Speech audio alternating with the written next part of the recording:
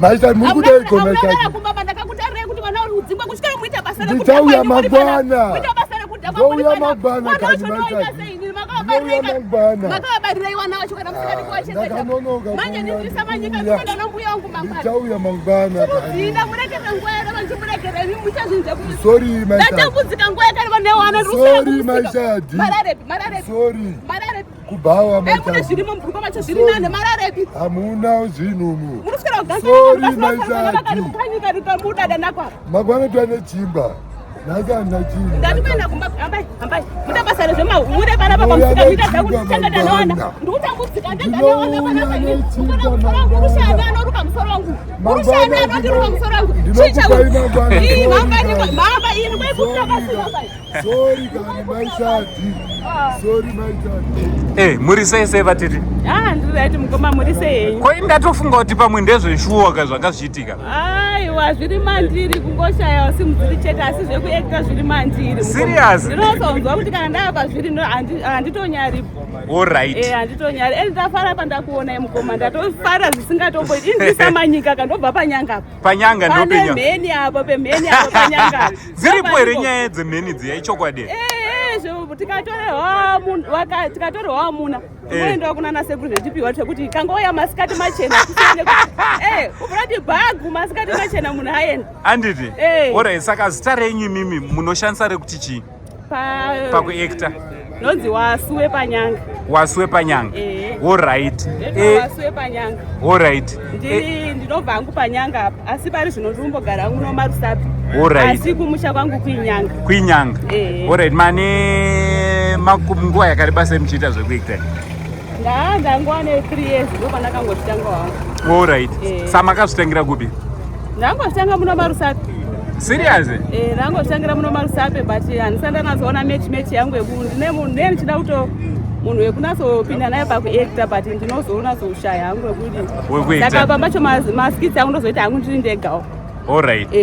Alright, saka ko ava machiekta nawo ndiani because taona sei zvinotofamba ka?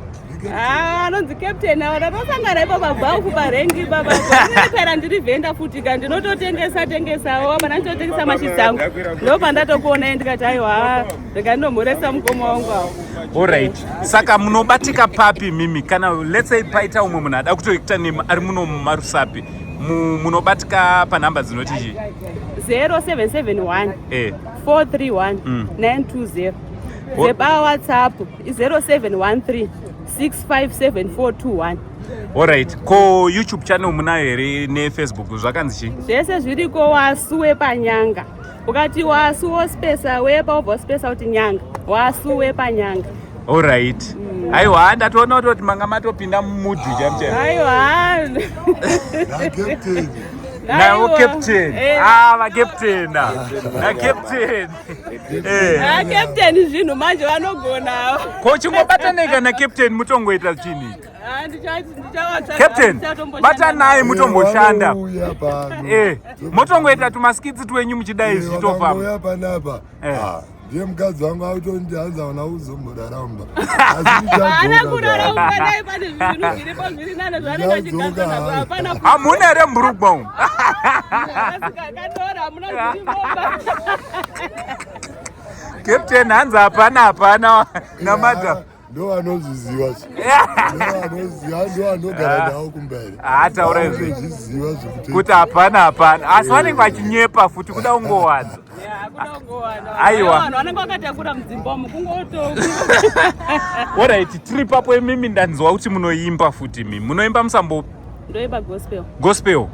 Alright, mokwanisa kumbondiroera 1 here kumbondiroera gospel hainetsi mokwanisa kungotiroera nyau pasina instrument? Apa ndichine single trick.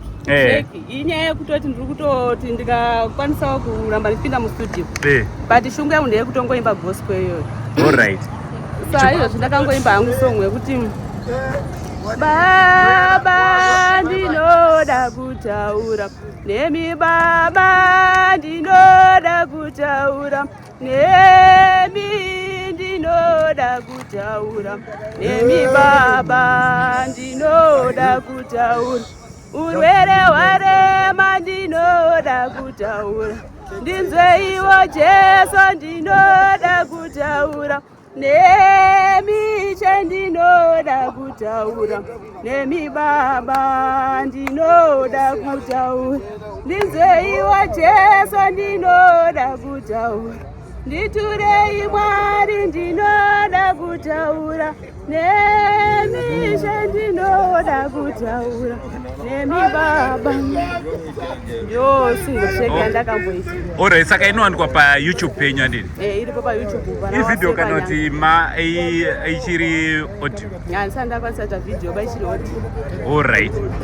So guys, let's follow Wasuwe Panyanga. Uyu ndiye Wasuwe wacho Panyanga. Ndopo amangowaona, let's follow tinge tino vasimudzira pano pa Saint TV program ndiyo Youth Spotlight patiri kuno kuchi Rusape. Parusape. Aiwa ngasimudzire Rusape basa riende mberi. Sara ndonza ango Saint. The only Zim ango for now, it's much love and God bless you.